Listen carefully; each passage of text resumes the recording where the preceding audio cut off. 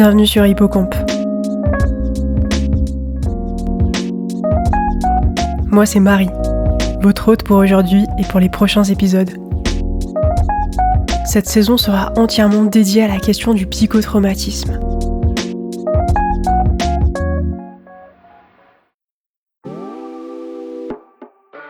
Bienvenue dans ce nouvel épisode. J'ai le plaisir d'accueillir aujourd'hui Evelyne Joss. Evelyne est maître de conférences associée à l'Université de Lorraine. Elle est psychologue, psychothérapeute, psychotraumatologue et auteure de nombreux ouvrages. J'ai eu envie d'accueillir Evelyne sous un nouveau format pour cet épisode en lui proposant un portrait chinois. Un portrait chinois, c'est des questions un peu atypiques pour nous permettre de mieux la connaître. Bonjour Evelyne. Bonjour Marie. Merci d'avoir accepté mon invitation. Avec grand plaisir, merci de m'avoir invitée. Tout d'abord, pour débuter ce portrait chinois, si vous étiez une chanson ou un morceau de musique, lequel choisiriez-vous ? Alors je choisirais un morceau de Benjamin Britten, c'est un morceau de musique classique, et Benjamin Britten c'est un Britannique, et il a écrit une très belle symphonie, alors qu'il avait que 10-11 ans, qui s'appelle Simple Symphony, et je choisirais le deuxième mouvement. Si vous étiez une émotion, quelle serait cette émotion ? Alors, j'ai un peu de mal à répondre à cette question. Alors, j'avais demandé à mon mari et pour lui, ce qui me caractérise, c'est l'empathie. Donc, c'est une émotion sociale. Si vous étiez un lieu sûr, où aimeriez-vous être ? Alors, quelque part au soleil, où il fait beau, où il fait chaud. Si vous étiez un livre, lequel seriez-vous ? Alors, indiscutablement, je serais Le Petit Prince. Je trouve que c'est le plus beau livre de tous les temps, plein de métaphores, très beau et à la fois aussi tout à fait tragique. Et enfin, si vous étiez une citation, laquelle choisiriez-vous ? Alors, je serais une publicité pour Herta, qui est déjà très ancienne, mais je trouve les mots très beaux, c'est « Ne passons pas à côté des choses simples ». Merci beaucoup Evelyne de vous être prêtée à cette présentation. Comme je l'ai indiqué dans l'introduction, vous avez un parcours très riche avec beaucoup de formations, de connaissances à votre actif, des connaissances que vous partagez largement aux professionnels mais aussi au grand public, notamment à travers des podcasts et des vidéos. Et vous vous êtes particulièrement intéressée donc à la question du traumatisme. Qu'est-ce qui vous a amené à ce parcours et à cette orientation en psychotraumatologie ? Alors je vous dirais le hasard, mais je sais évidemment qu'il n'y a pas de hasard, mais j'ai déjà fait mes études de psycho, je vous dirais par hasard. Je cherchais quelque chose de scientifique et pas trop dur. Quelqu'un m'a dit, il y a la psycho. Je m'étais inscrite et désinscrite déjà plusieurs fois à l'université. Et ça, c'était le vendredi, je me suis inscrite en psycho. Et la dame qui était un petit peu énervée parce que je changeais tout le temps d'avis m'a dit là vous allez plus pouvoir changer parce que la rentrée c'est lundi et on peut plus changer les inscriptions et me voilà en psycho. Et puis en dernière année de psycho, il faut choisir un stage, je voulais pas faire passer des tests et je me suis retrouvée dans 2 stages avec les malades du sida, on n'avait pas de traitement, donc les gens mouraient comme des mouches. Donc c'était une forme de trauma puisqu'on annonçait aux personnes qu'elles avaient le sida et qu'elles allaient mourir. Et le deuxième stage, c'était avec les toxicomanes. Et évidemment, on n'est généralement pas toxicomane par hasard non plus. Et donc, c'était des gens qui avaient vécu beaucoup de traumas. Et puis après ça, j'ai travaillé avec les malades du sida. Donc, j'ai été engagée sur mon lieu de stage. Et puis, j'ai subi un harcèlement sexuel de la part de mon patron, donc j'ai donné ma démission. Et puis un jour, j'étais chez un copain et il me dit « Mais regarde, psychiatre de guerre, c'était en pleine guerre en ex-Yougoslavie, ça pourrait t'intéresser. » J'ai écrit et on m'a recontacté et je suis donc partie en ex-Yougoslavie pendant la guerre. Et donc là, j'ai été évidemment plongée complètement dans le trauma. Et donc, j'ai été engagée ensuite à Médecins sans frontières. Et donc, pour le trauma, ma collègue a été engagée pour tout ce qui était violence sexuelle. Et puis, elle a été licenciée parce qu'elle ne correspondait pas aux attentes. Et c'est moi qui ai repris cette thématique-là. Et donc, la boucle était bouclée puisque, en fait, dans mon enfance, j'ai subi ce genre de choses. Dans mon adolescence également. Et donc, voilà, c'est pour ça que je dis il y a du hasard, mais pas de hasard, hein, puisque tout s'est fait comme ça. Et en fait, la boucle était bouclée. Merci pour ces premiers éléments. On sait que le trauma ne disparaît pas forcément avec le temps et qu'il peut se manifester donc dans le corps et être présent dans le quotidien des années après. Pourriez-vous nous donner quelques exemples concrets de manifestations post-traumatiques que vous avez pu observer dans votre pratique? Donc en fait, pour ce qu'on appelle les traumatismes complexes, c'est-à-dire des traumatismes qui se sont répétés sur une longue période, ça, ce sont des traumatismes qui peuvent effectivement s'inscrire dans le corps. On dit d'ailleurs que le corps se souvient. Et plus une personne a connu d'événements traumatiques dans son enfance, et plus elle a de risques de voir sa santé physique, mais aussi psychologique, se détériorer une fois qu'elle est adulte. Alors, plus un adulte est exposé à des expériences négatives, et plus il a de risques de souffrir d'une maladie cardiaque, donc ce qu'on appelle les cardiopathies, d'un cancer.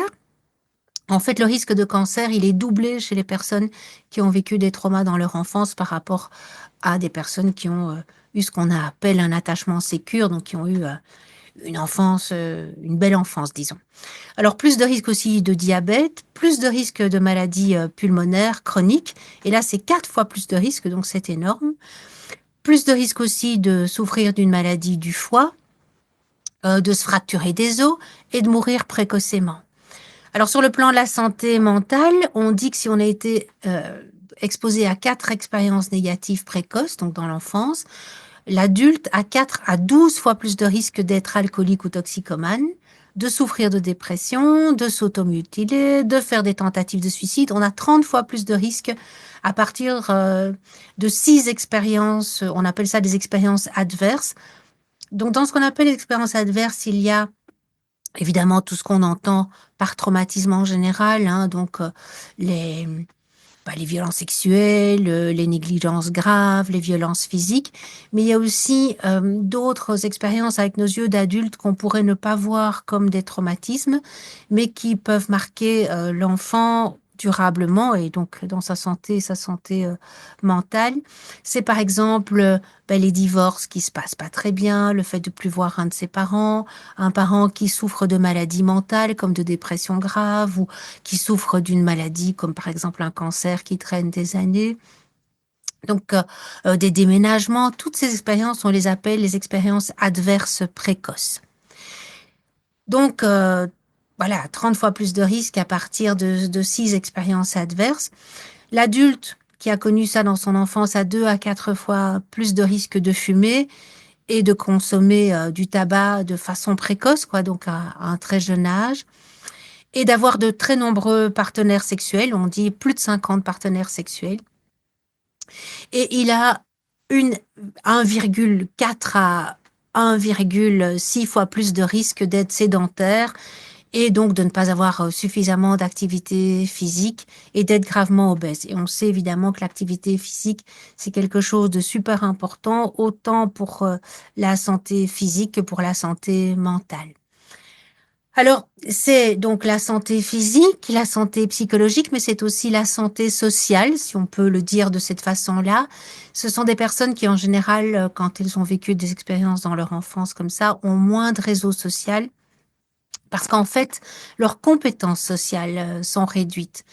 Et donc, ils vont avoir une implication sociale qui va être limitée. Et en fait, ça va créer un terrain favorable à l'émergence d'autres traumatismes plus tard quand les personnes rencontrent des expériences difficiles. En fait, on sait que avoir un bon réseau social, c'est une sorte de tampon, c'est quelque chose qui aide à amortir les chocs psychotraumatiques.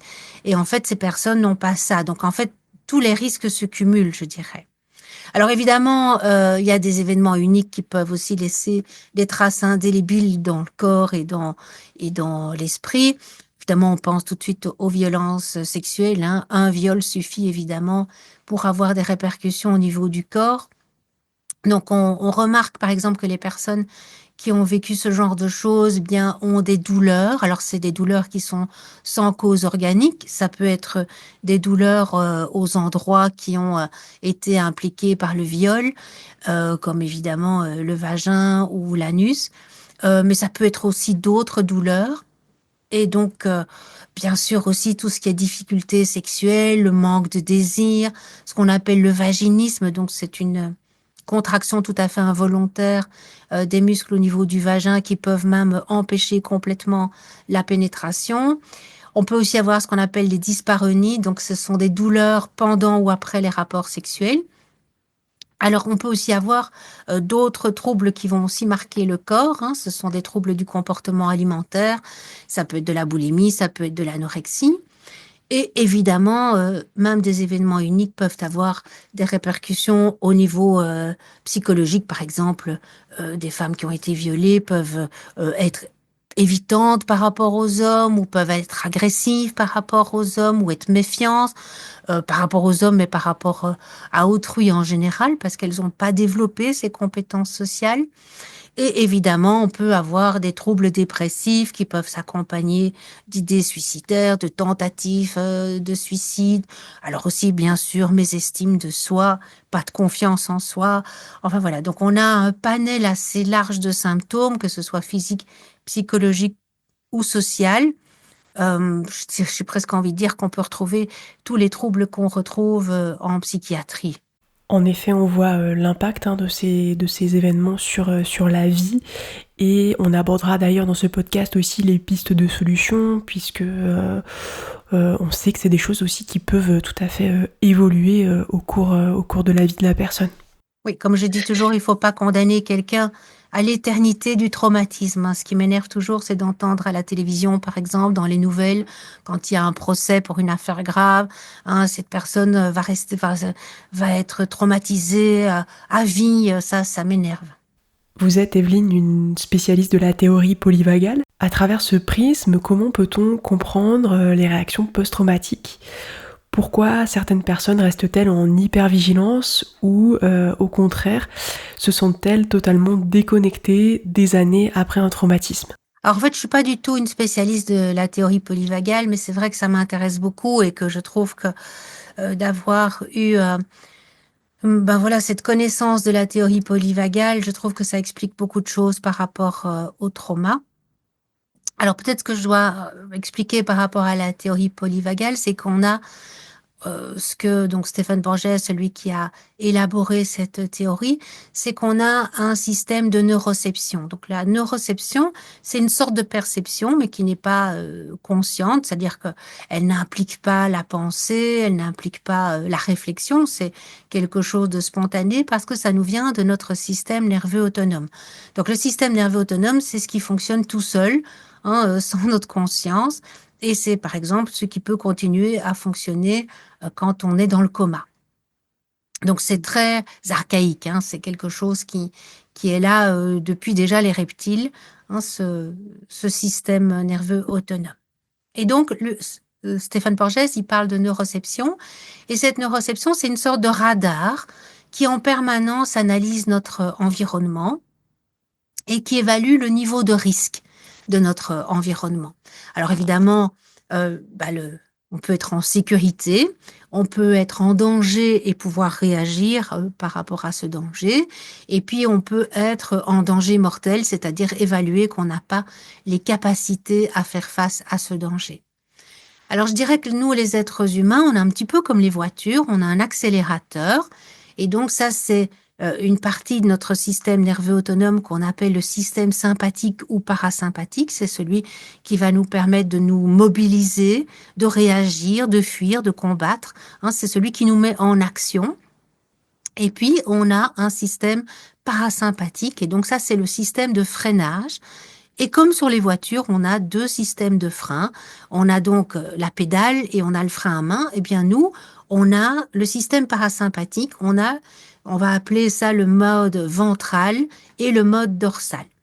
En fait, dans ce système parasympathique, il y a plusieurs nerfs qui sont impliqués, mais un des nerfs très importants, c'est ce qu'on appelle le nerf vague. C'est le 10e nerf crânien, c'est le nerf le plus long de notre système nerveux. Et il est appelé vague, ça vient de vagus en latin qui veut dire vagabond, parce qu'il est très long, hein, qu'il circule dans tout le corps.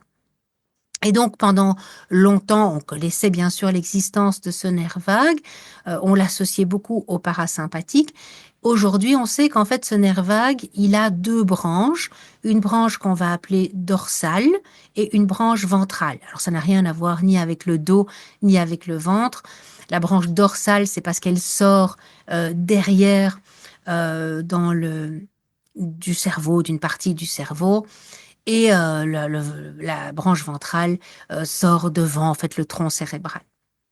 Et donc, on va dire qu'il y a donc ce deux systèmes de freinage. Il y a le système de freinage qui est celui plutôt de la relaxation quand on se sent bien, que tout va bien. Ça, c'est celui dans la voiture, c'est quand tout va bien, on appuie sur la pédale hein, quand on veut freiner. Et donc chez nous, c'est ce qu'on va appeler la branche ventrale du nerf vague. Et donc on va parler, quand on est bien relaxé, on va parler du mode ventral. Et puis on a le mode dorsal, ça c'est quand les freins lâchent, on va tirer le frein à main. Et donc ça c'est quand on est en danger mortel, qu'on estime que notre vie est menacée et qu'on n'a pas les moyens d'y faire face. On va tomber dans une sorte d'état dissociatif, on va se dissocier de notre environnement. Alors, ça veut dire que si je suis en sécurité, je reste sur ma pédale de frein, c'est-à-dire je profite de la vie, je vais bien, je suis sereine, mon corps est détendu. Si je suis en danger, mon corps va se préparer à réagir au danger, donc je vais respirer plus rapidement pour apporter plus d'oxygène aux cellules. Mon cœur va battre plus rapidement pour apporter, pour renouveler plus le sang dans les muscles striés, donc les muscles, on appelle les muscles rouges aussi, les muscles de nos jambes, de nos bras, donc les muscles qui ont de la force. Et je vais aussi, ça on va évidemment pas s'en rendre compte, libérer du sucre qui est stocké sous forme de triglycérides dans mon corps. Et donc, si je ne peux ni fuir ni combattre parce que je suis agressée par quelqu'un qui est armé ou par quelqu'un qui est beaucoup plus fort que moi, eh bien, je vais tomber dans le mode dorsal, c'est-à-dire que mon corps va dire, en fait, toute cette agitation, le cœur qui bat plus vite, la respiration qui se fait plus rapidement, tout ça ne sert à rien, cette préparation au combat et à la fuite, puisque je ne peux ni fuir ni combattre. Et là, je vais tirer sur la pédale de frein, donc mon corps euh, va ne va plus être prêt pour le combat, donc mon cœur va battre lentement, ma tension artérielle va chuter, et donc ça peut aller même jusqu'à l'évanouissement, ce qu'on appelle le malaise vagal, où vraiment je vais me déconnecter. Alors je vais tellement me déconnecter que je ne vais plus avoir de sensations physiques, ou en tout cas très peu. Par exemple, je vais plus sentir la douleur, donc je me déconnecte de mes sensations physiques, je me déconnecte aussi de mes émotions, je vais plus éprouver d'émotions, ou si j'en éprouve, c'est plutôt de la détresse, de la tristesse, du désespoir. Et je vais plus trop comprendre ce qui m'arrive, je vais même détourner le regard du danger. Donc ça, c'est au moment où je vis certains événements. Mais évidemment, mon système nerveux, il va apprendre de ces expériences. Et du coup, plus tard, il va réagir dans des situations où il est dans la réalité en fait en sécurité. Il va réagir comme s'il était en danger parce que il a appris que certaines choses sont dangereuses et ça va agir comme des déclencheurs.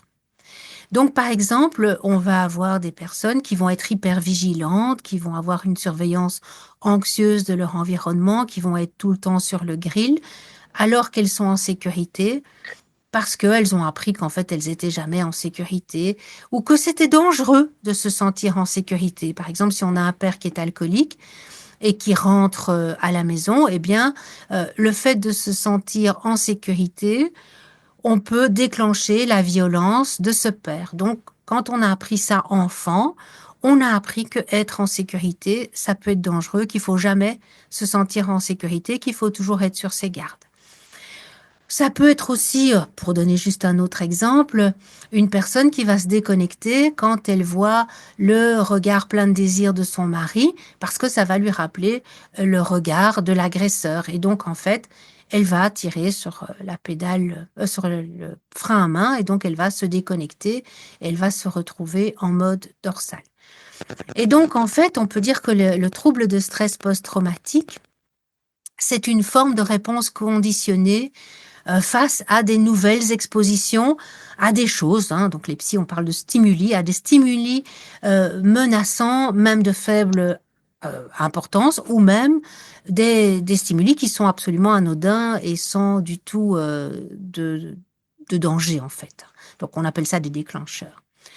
Et donc, en fait, je vais pas rentrer dans les détails, mais en fait, ce qui se passe, c'est qu'on va créer des réseaux de mémoire, hein, donc nos neurones, ils communiquent les uns avec les autres, ça crée des souvenirs, et donc, en fait, ce souvenir traumatique va être réactivé à chaque fois que quelque chose rappelle l'événement traumatique. Vous avez déjà commencé un petit peu à aborder ça, mais quels sont les signaux que notre corps nous envoie lorsque nous sommes en sécurité ou au contraire en danger? Et comment notre système nerveux autonome réagit-il à ces perceptions? Bah, quand on est en sécurité, donc on est ce qu'on appelle dans le mode ventral, bon, on ressent du bien-être, le corps est détendu. Alors au niveau psychologique, bien sûr, on est, tout à fait, calme, tranquille, l'humeur est neutre ou positive. En tout cas, bon, on est quelque part, on est serein. Hem, alors évidemment, on peut être, en action aussi, c'est-à-dire que le on peut avoir, aussi le système sympathique qui est là, mais juste, en support, hein. Par exemple, si on court, si on fait du sport, on a évidemment besoin d'une activation au niveau de notre corps, mais le mode ventral, prédomine. Donc à ce moment-là, si on se fait du sport, bien sûr, bah, on a évidemment, une tension dans les muscles, mais en même temps, le corps est délié, il est souple. Alors quand on est au repos, beh, en fait, le cœur bat calmement aussi, hein, on respire, calmement. Et au niveau psychologique, on n'a pas de préoccupation, hein, on est juste dans le moment présent, on se sent en sécurité, en confiance aussi par rapport à l'environnement, donc on se sent en sécurité dans l'environnement, mais aussi par rapport aux personnes qui sont présentes avec nous, on se sent en confiance, on a aussi cette capacité d'interagir avec les autres, hein, de façon détendue. Alors quand on est face à un danger, pour lequel on pense, enfin notre système nerveux autonome évalue qu'on est capable de réagir.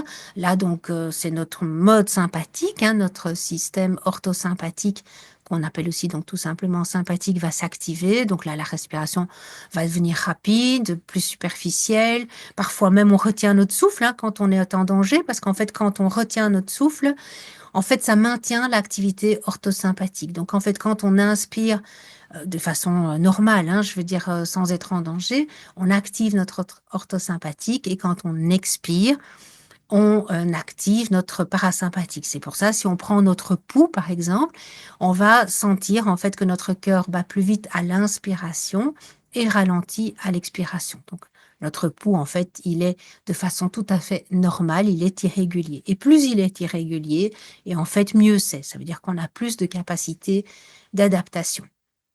Donc parfois, c'est pour ça qu'on retient notre souffle, hein, pour maintenir cette activité orthosympathique. Alors bien sûr, les muscles vont se tendre, particulièrement autour des épaules, du cou, du dos aussi, au niveau des mâchoires. Le rythme cardiaque, évidemment, augmente aussi, la transpiration qui peut augmenter, hein, même s'il ne fait pas chaud, hein, on peut d'ailleurs avoir cette sensation, le coup de chaud quand on est stressé. Au niveau émotionnel, on ressent de l'anxiété, on se sent inquiet, on a peur, on est nerveux, on est agité. On peut aussi se sentir en colère ou agressif, ce qui est tout à fait normal. Parce que quand on est face à un danger, par exemple par rapport à un gros ours, hein, on doit se défendre. Si on a juste peur, ben on va se faire manger tout cru. Hein, donc il faut aussi avoir cette colère, cette agressivité pour combattre le danger. Alors on est hyper vigilant, hein, donc on surveille l'environnement. Donc on a une attention accrue en fait aux détails, aux mouvements aussi, hein, dans l'environnement. On peut aussi avoir des réactions de sursaut au moindre bruit ou quand il y a un mouvement inattendu. Alors, bah, si le danger perdure, si la menace hein, devient plus importante, on finit par s'épuiser. Et donc, à ce moment-là, on dit que le système orthosympathique se dérégule. On va produire de plus en plus d'hormones de stress.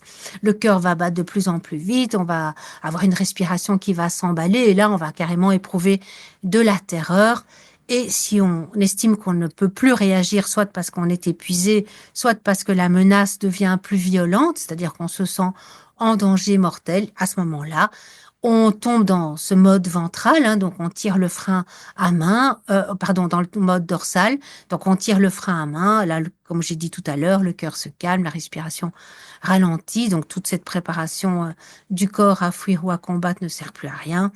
Et donc là, tout ça s'arrête brusquement. Donc, comme j'ai dit, ça peut aller jusqu'à l'évanouissement. On se déconnecte de nos sensations, hein, j'en ai parlé, on se déconnecte aussi de nos émotions.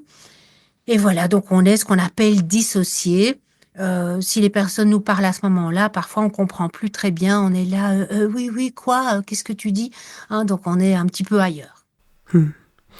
Comment est-ce qu'on peut aider quelqu'un à reconnaître ses signaux et à retrouver un état de sécurité lorsqu'il est bloqué en mode stress ou figement?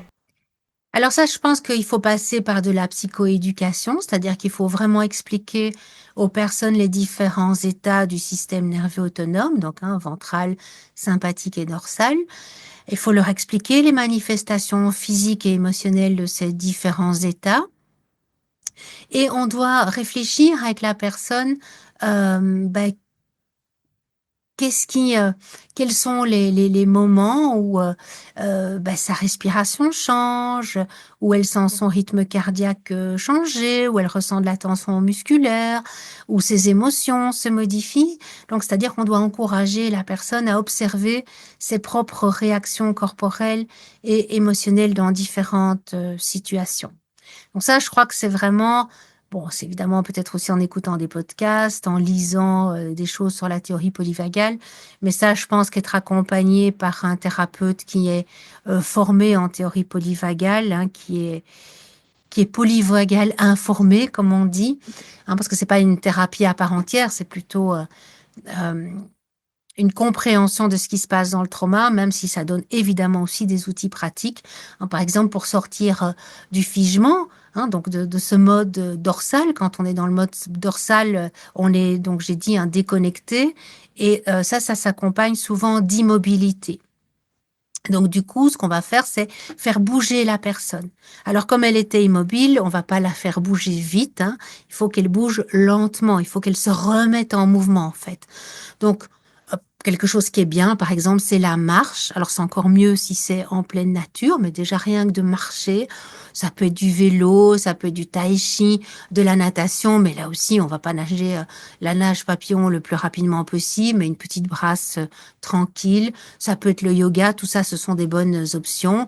Bon, on peut mettre de la musique, on peut danser hein, quand on est seul chez soi, par exemple. Donc évidemment plutôt sur une musique lente, mais en fait chacun doit trouver ce qui lui convient. Hein. Peut-être que pour une personne ça va être de mettre du rock, mais ça va pas être ça va pas être le cas pour beaucoup de personnes. Et puis si on est thérapeute, bah, ça peut être de sortir du bureau avec son patient, aller marcher, même si on habite en plein Paris, hein, peu importe. C'est en fait marcher, ça va remettre en mouvement et puis ça va permettre aussi à la personne de se reconnecter à ses sensations corporelles. Ce qui est important, c'est de motiver la personne de se reconnecter avec les autres, hein, donc avec des personnes proches en qui elle a confiance. On parle de co-régulation, donc du fait qu'on va réguler ce système nerveux autonome, donc lui permettre de retrouver un état neutre, un état de calme, euh, avec autrui, hein, avec des personnes calmes, bienveillantes. En fait, c'est vraiment le fait d'être en contact avec quelqu'un de calme qui nous aide à nous retrouver nous-mêmes notre calme. Bon, alors, je dis ça, mais pour certaines personnes qui sont vraiment très, très traumatisées, qui ont été traumatisées dans l'enfance, qui ont peu ou pas du tout confiance dans l'autre, ce sont des choses qu'on va apprendre petit à petit.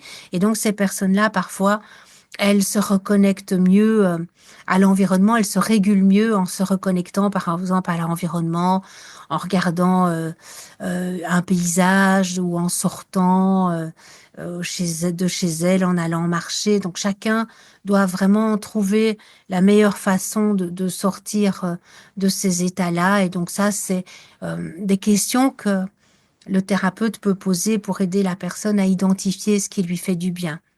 Alors si une personne est plutôt agitée, hein, donc elle bouge tout le temps sur sa chaise, elle se sent nerveuse, elle se sent stressée, bah, là aussi elle peut aller sortir, mais là par exemple elle va marcher de façon plus énergique, hein, pour libérer toute cette tension, toute cette énergie qui est accumulée. Elle peut sauter sur place, elle peut courir, elle peut danser, mais là aussi danser de façon plus vive, elle peut écouter de la musique qui va leur permettre de décharger cette énergie. Donc là, ça va être souvent plutôt du rock, hein, justement, ou peu importe quelle musique, mais donc des musiques plus énergiques.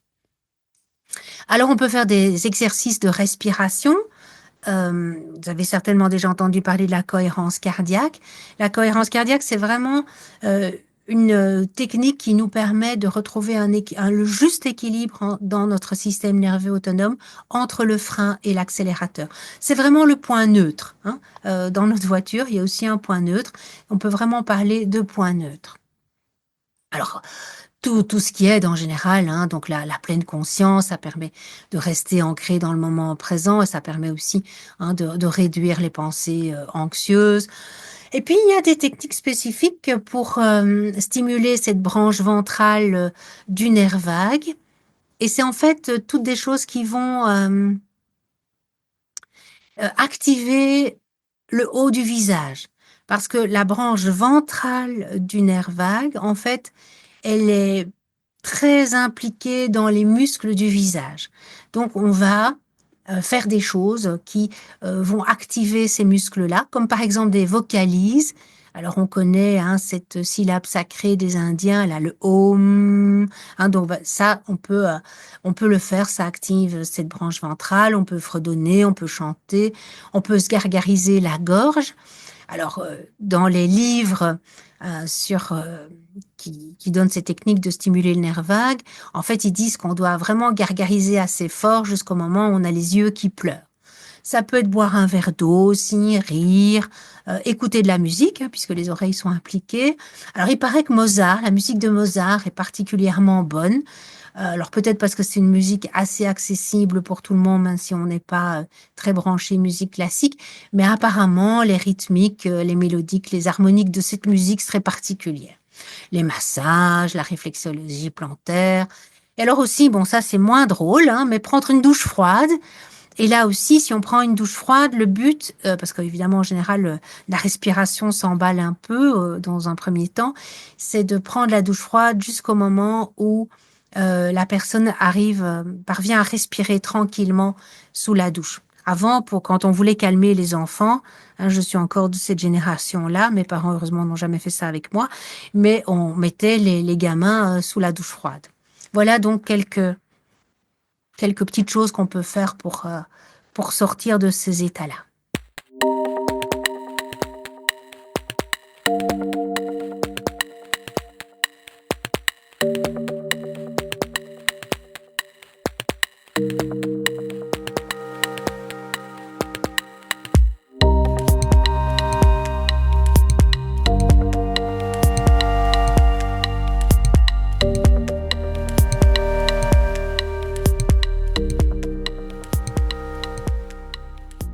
Quel lien peut-on établir entre le système nerveux autonome et d'autres troubles psychologiques ou somatiques?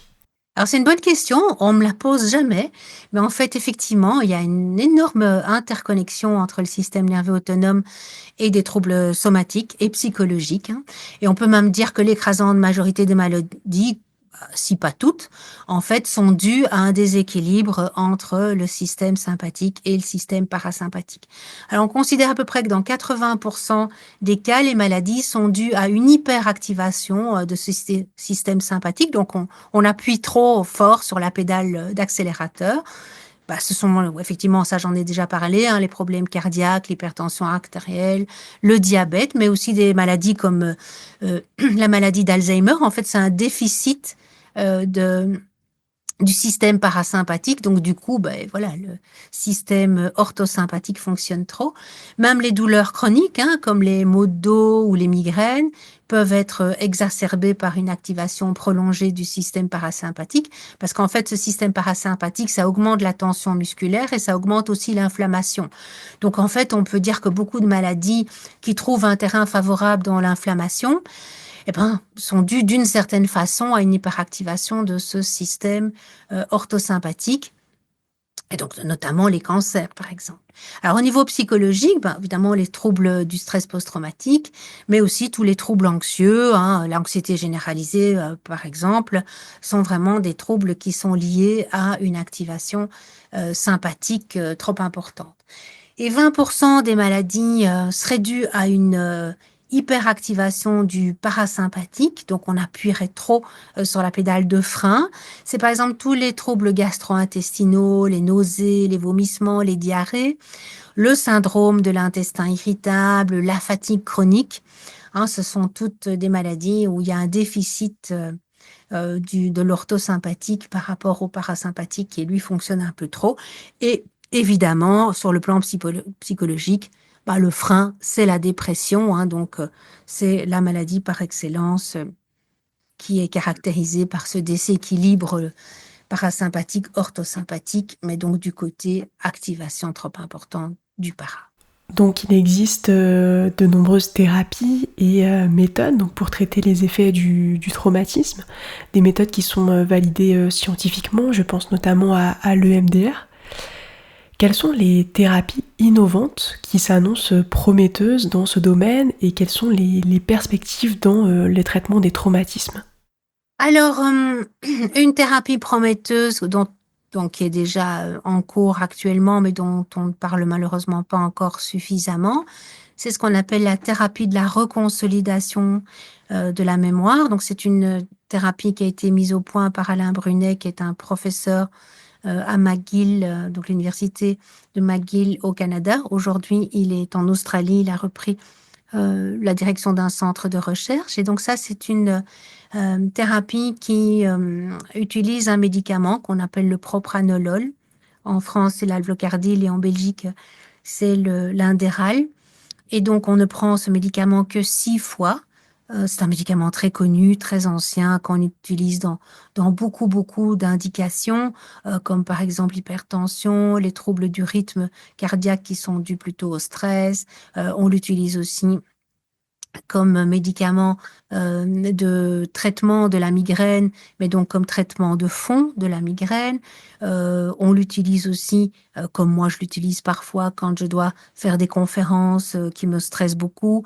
Les musiciens l'utilisent beaucoup, donc c'est un médicament qui est extrêmement connu. Bien sûr, comme tous les médicaments, il a des effets secondaires, mais très peu. Donc il faut quand même qu'un médecin prescrive ce médicament. Donc, c'est une thérapie qui peut être tout à fait faite par les psychologues et qui ne prescrivent pas. En fait, le patient va avec les documents qu'on lui remet chez son médecin.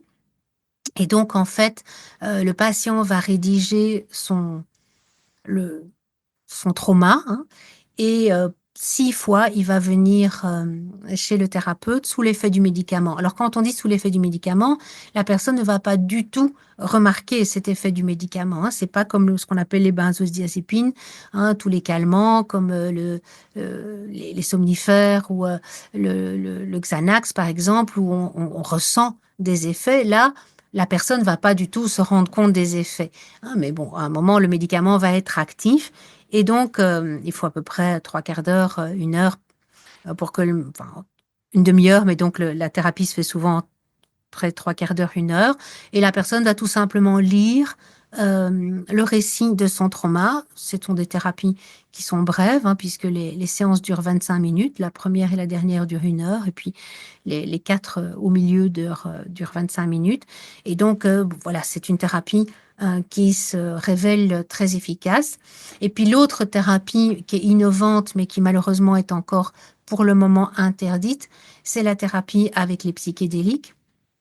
Donc, ce qu'on appelle les psychédéliques, il y a les psychédéliques classiques, ben, c'est ce qu'on appelle la DMT. Alors, on a souvent entendu déjà parler de ce qu'on appelle l'ayahuasca, hein, qui sont qui est une substance, enfin c'est un mélange, une décoction qu'on fait cuire pendant très longtemps et qu'on boit et qui est utilisé dans les populations amazoniennes, donc dans des rituels. Il y a le LSD qu'on a évidemment, dont on a entendu parler.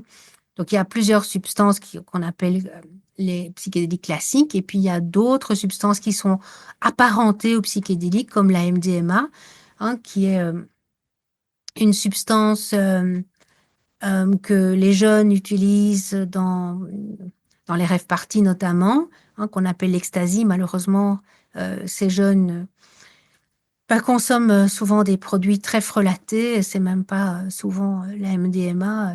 C'est beaucoup de choses qui sont pas très bonnes pour la santé. Et donc, il y a des études très poussées aujourd'hui qui montrent que la MDMA est tout à fait efficace sur les traitements des traumatismes psychiques, parce que c'est vrai qu'il existe des thérapies déjà actuellement et qui sont très efficaces, mais dans les traumatismes très graves, en fait, il y a 30% à peu près des traumatismes qui résistent à toutes les formes de thérapie et aussi aux médicaments. Les médicaments, comme les antidépresseurs, sont très très peu efficaces sur le trauma. Et donc, les études sont très avancées. On pensait qu'au niveau américain, l'agence du médicament américain qu'on appelle la FDA allait accepter cette molécule pour le traitement des traumatismes psychiques. Mais bon, il y a des tas de problèmes qui font que c'est retardé pour le moment. Je ne vais pas entrer dans les détails, mais donc le département des affaires des vétérans aux États-Unis pousse aussi beaucoup pour des études. Donc, on a aussi une étude avec l'ibogaïne, qui est une substance qui vient d'un petit arbuste qu'on appelle l'iboga, qui pousse notamment au Gabon. Donc, il y a de plus en plus d'études sur les psychédéliques, aussi avec le LSD, qui montrent l'efficacité de ces produits sur les traumatismes résistants. Il y a aussi des études qui sont menées en Europe. La Suisse est très avancée par rapport à ça. Il y a des traitements qui se font en hôpital, mais il y a aussi des psychiatres en libéral qui pratiquent cela. L'Angleterre est aussi plus avancée que nous. La Hollande, maintenant, est aussi en train de penser à légiférer et à autoriser la MDMA pour le traitement des troubles mentaux. Donc, ça laisse des perspectives réjouissantes pour l'avenir. Malheureusement, jusqu'à présent, ces substances sont encore illégales. Elles sont aussi étudiées dans d'autres types de problématiques résistantes aussi, comme la dépression, mais aussi les troubles obsessionnels compulsifs, l'alcoolisme, la toxicomanie, l'anorexie. Donc, ce sont toutes la dépression de fin de vie, hein, donc les personnes qui savent qu'elles vont mourir et qui sont en détresse par rapport à ça. Et donc, il y a beaucoup d'études qui sont menées, tout ça. Actuellement, il y a 300 études qui sont menées dans le monde. En France, ça a commencé à Nîmes. Il y a une étude qui devrait aussi commencer, deux études qui devraient commencer en Belgique. Et en France, il y a dans plusieurs endroits des CHU, donc des centres hospitaliers universitaires, qui sont en attente de l'agrément pour pouvoir commencer des études cliniques avec ces médicaments. Et donc, j'insiste, ce ne sont pas des drogues, ça a été classé dans les stupéfiants, donc des substances interdites pour des raisons d'avantage politique et non pas pour des raisons médicales, parce que ces traitements ont été beaucoup évalués dans les années 50-60, disons jusqu'aux les années 66, qui a été l'année de l'interdiction. Et on les redécouvre aujourd'hui, on redécouvre leur potentiel thérapeutique. Et c'est tellement pas des drogues que on a une efficacité vraiment importante sur l'alcoolisme. L'étude qui va commencer en Belgique, c'est sur l'alcoolisme sévère, mais aussi sur l'héroïne et d'autres substances comme la cocaïne, donc notamment l'ibogaïne dont j'ai parlé, s'avère très efficace par rapport à ces troubles. Donc, ce sont des drogues dans le sens où c'est drug en anglais qui veut dire substance, un médicament en anglais on dit drug. Donc, dans ce sens-là, oui, mais il n'y a pas de dépendance du tout à ces substances, aucune dépendance. Il n'y a pas de risque, sauf pour la MDMA, là, qui est ce qu'on appelle donc un psychédélique associé, hein, c'est pas un vrai psychédélique. Là, il y a un risque de dépendance, effectivement. Euh, pour la kétamine qui est utilisée aussi, donc pour les dépressions sévères, en hôpital, évidemment, dans le milieu hospitalier et médical, il n'y a aucun souci, mais les jeunes qui utilisent ça, là, il peut y avoir de la dépendance et il peut y avoir des troubles par rapport à ça. Mais la plupart de ces médicaments n'ont aucun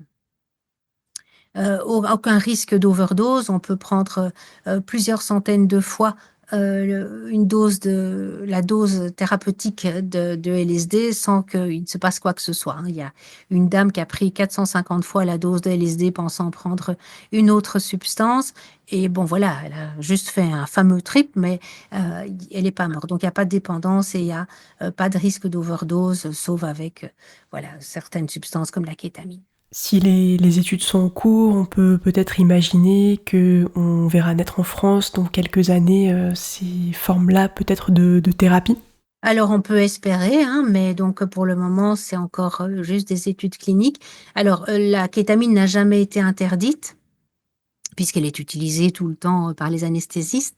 Et donc, elle est utilisée, et ça déjà depuis quelques années, partout dans le monde. Maintenant, c'est à peu près accepté, pour la dépression, et notamment les dépressions suicidaires, c'est-à-dire les dépressions où les gens veulent se suicider. Alors, c'est efficace, mais pas très longtemps. Mais par contre, c'est redoutablement efficace, puisqu'en général, après une dose, les personnes n'ont plus d'idées suicidaires. Et donc, on pourrait utiliser ces psychédéliques, les autres psychédéliques, pour avoir des effets sur le long terme. Et ce qui est important aussi par rapport à toutes ces substances, c'est que les traitements, on peut déjà avoir des résultats très importants après une prise unique, et que généralement les thérapies, c'est 3 séances de psychédéliques. Alors maintenant, on commence à réfléchir aussi à d'autres moyens euh, de faire ces séances. Et bon, dans les années 50-60, on prenait parfois des doses moins importantes, mais alors on faisait une trentaine de séances, ce qui reste quand même toujours très raisonnable par rapport à des antidépresseurs qu'on prend pendant des années, tous les jours, hein, pour lesquels il y a une sorte quand même un peu de dépendance. En tout cas, on ne peut pas les arrêter du jour au lendemain. Il y a des effets secondaires. Et puis, ça n'agit pas sur la cause, ça masque la cause, alors que les psychédéliques, ce qu'on peut mettre en évidence vraiment avec les patients qui ont expérimenté ce genre de thérapie, c'est que ça résout le problème de fond. Ce n'est pas simplement que ça permet de supporter les symptômes ou que ça diminue la symptomatologie. Me vient une question par rapport à ça. Est-ce que c'est la substance en elle-même qui va réellement agir hein, directement sur la personne ou est-ce que c'est l'alliance de cette substance avec un procédé thérapeutique qui va permettre vraiment un effet sur la personne? Oui, c'est une très très bonne question. Bon, d'abord, je dirais quand même que ça ne marche pas avec tout le monde, hein, que ça n'a pas non plus, même quand ça marche, c'est pas toujours avec le même bonheur avec tout le monde. Euh, et effectivement, c'est parce que c'est dans le cadre d'une thérapie. Sinon, nos adolescents et les jeunes adultes qui vont dans les rave parties et qui prennent de la MDMA n'auraient jamais de problème psychologique, ce qui n'est évidemment pas le cas, hein. Ce seraient tous des génies, ce n'est pas le cas. Donc c'est effectivement parce que c'est dans le cadre d'une thérapie. C'est d'ailleurs la raison en fait principale pour laquelle donc l'Agence du médicament américain n'a pas encore accepté la mise sur le marché de la MDMA. C'est parce que eux, la FDA, donc de ce qu'on appelle la FDA, ils n'analysent que les médicaments. Et ici, eh bien, c'est un médicament, mais qu'on ne peut analyser qu'avec la thérapie. Et eux, évidemment, à la FDA, hein, c'est Food and Drug Administration, donc vraiment du médicament, bah, ne peut pas juger tout ce qui est psychothérapie. Et donc, c'est une des raisons pour lesquelles ça a été retardé. Mais donc, c'est bien parce que ce n'est pas seulement le médicament qui est actif, mais parce que c'est dans le cas d'une thérapie. Donc, on parle de thérapie assistée par les psychédéliques ou de thérapie augmentée, hein, par les psychédéliques. Et donc, tout ce qui se passe pendant ces séances-là, il faut après ce qu'on appelle l'intégrer. Donc, il y a des séances d'intégration où on va parler avec un thérapeute de ce qui s'est passé et de comment intégrer ça dans sa vie de tous les jours. Donc, c'est vraiment important de se dire que, alors, il y a quand même des gens qui disent, bah, moi, j'ai pris une dose comme ça dans une rave party et depuis, je vais bien, hein. Bien sûr. Bon, déjà, il y a plus de risques hein, quand on le prend comme ça tout seul parce qu'il y a des contre-indications. Voilà, il faut être prudent quand on prend des antidépresseurs, par exemple, par rapport à ces substances, en tout cas par rapport à certaines substances, comme la MDMA. Donc, voilà, il y a quand même des risques. Et puis, en termes de quantité hein, consommée, et dans un hôpital ou avec un thérapeute, on n'aura pas de polyconsommation, c'est-à-dire de consommation à la fois de plusieurs substances psychédéliques ou de drogue ou d'alcool. Bon, voilà. Donc, et puis, on va pas sortir et prendre sa voiture en étant sous substance. Donc, les risques aussi pour la personne elle-même sont nuls dans le cadre d'une thérapie, alors qu'ils sont présents évidemment dans le cadre récréatif. En effet, c'est important voilà, d'aborder ici le fait que ce n'est pas de l'automédication, mais vraiment plutôt une médication qui est accompagnée hein, vraiment dans un cadre et un contexte spécifique. On arrive bientôt à la fin de cet épisode. J'aimerais vous poser une question, Evelyne. C'est pas un sujet que j'aborde habituellement sur Hippocampe, mais j'avais envie aujourd'hui de le traiter avec vous. Donc c'est la question de la spiritualité. En faisant quelques recherches à votre sujet, j'ai trouvé la rubrique Expérience extraordinaire donc sur votre site internet avec des interviews et des témoignages. Comment est-ce que vous reliez votre pratique, qui est plutôt une pratique ancrée scientifiquement, à une forme de connexion aux questions de spiritualité? Oui, alors je suis pas la seule. Heureusement, les universités s'ouvrent de plus en plus. En Belgique, on a l'université de Liège qui s'intéresse à toutes ces questions euh, sur, euh, sur la conscience et le fait que la conscience ne dépendrait peut-être pas du cerveau. Il y a de plus en plus de physiciens quantiques, donc vraiment des physiciens, hein, donc pas des psychologues, pas des théologiens, donc des scientifiques qui s'intéressent à cette question-là aussi. Donc, par exemple, Jean Stone, que j'ai interviewé sur ma chaîne, il a fait 2 bouquins collectifs et sur les 2 bouquins, je crois qu'il a 14 prix Nobel. Donc, ça veut dire que ce sont des gens tout à fait scientifiques qui réfléchissent à ces questions-là. Moi, je travaille dans une université qui s'appelle l'Université de Lorraine. Et donc, il y a 2 sites. Moi, je suis sur le site de Metz, mais à Nancy, il y a aussi un département de psychologie qui ne s'intéresse qu'à ces expériences extraordinaires et qui lance d'ailleurs maintenant une recherche sur la communication avec les défunts en thérapie. Et donc, en fait, moi, la seule chose que je fais qui est un petit peu évidemment étrange, c'est cette communication avec les défunts pour les personnes qui souffrent de deuil compliqué. En fait, c'est venu tout à fait par hasard parce que moi, j'étais pas du tout versée dans les questions de spiritualité. Au contraire, j'étais ce qu'on appelle une matérialiste, hein. Je pensais qu'après la mort, il y avait rien du tout. Je viens d'une université en Belgique, c'est là que j'ai été formée en psycho, qui est voilà très très athée, hein. Et puis bah, avec l'hypnose, avec le MDR, se sont produits des phénomènes particuliers, notamment des personnes qui me disaient ah mon grand-père est là, ma mère est là, mon fils est là. Mais c'était pas des vues de l'esprit pour ces patients, c'est-à-dire que ces patients ressentaient vraiment cette présence-là. Et donc, bah, du coup, moi, au départ, je croyais pas vraiment qu'il y avait quelque chose de spécifique hein, en hypnose. Bah, si quelqu'un vous dit ma grand-mère est là, bon, elle est là, et qu'est-ce qu'elle a à vous dire? Enfin, voilà, ça, c'est de l'hypnose tout à fait normale. Mais j'étais très, très, très impressionnée, c'était par les effets de ce type de rencontre. Et donc, du coup, je me suis dit, oh, bah, je vais commencer moi aussi à inviter les défunts puisqu'ils s'invitent tout seuls. Et là, j'ai continué à voir les effets tout à fait remarquables de, de ces séances. Et donc, bah, j'ai commencé à m'interroger aussi sur ce qui se passait. Et je me suis rendu compte qu'en fait, il y avait plein de gens très intelligents qui s'intéressaient à ces questions-là. Hein, je parle de Jean Stone, par exemple. Il a d'ailleurs été médaillé récemment pour ses recherches. Euh, il a, il est bardé de diplômes des plus grandes universités, mais donc j'ai parlé aussi des physiciens quantiques. Donc voilà, je me suis rendu compte qu'en fait la conscience était quelque chose pour laquelle on n'avait pas de réponse scientifique actuellement, que il y avait beaucoup de choses qu'on ne pouvait pas expliquer avec les dogmes actuels. Et c'est vrai que c'est un peu compliqué, et pour moi encore, hein, on est quand même encore dans le doute par rapport au fait que la conscience pourrait être reliée à une espèce de réseau, comme une espèce de réseau Internet, hein. Mais donc la physique commence à pouvoir donner peut-être pas des explications, mais en tout cas élaborer des hypothèses pour expliquer ça. Et donc c'est devenu maintenant effectivement pour moi un centre d'intérêt.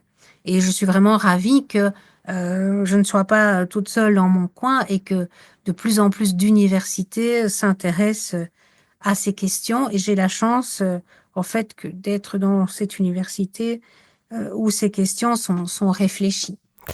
Merci beaucoup pour votre réponse et pour cet épisode. Est-ce que vous auriez, avant de conclure, un mot de la fin? Eh bien, je dirais qu'on a peut-être encore beaucoup de choses à découvrir, mais que déjà actuellement, par rapport à tout ce qui est traumatisme, on a déjà des outils qui sont très euh, efficaces, et que si une personne a déjà cherché et essayé beaucoup de choses et qu'elle n'a pas encore trouvé la guérison, moi, j'encouragerais ces personnes à poursuivre, à continuer euh, voilà, tester différentes choses, parce qu'il suffit de trouver la bonne méthode pour soi. Et donc, je redirai ce que j'ai dit tout à l'heure, qu'il ne faut jamais condamner quelqu'un à l'éternité du traumatisme. Le tunnel est parfois long, mais on doit continuer à chercher la lumière au bout du tunnel. Je remercie chaleureusement et sincèrement Evelyne pour cette interview qui a été vraiment très riche pour moi. J'espère qu'elle le sera également pour vous. N'oubliez pas que pour soutenir mon travail, vous pouvez vous abonner sur votre plateforme d'écoute, vous abonner sur Instagram à hippocampe-podcast et également partager les épisodes si ceux-ci vous ont plu. Je vous donne rendez-vous très vite pour, je l'espère, de nouveaux épisodes.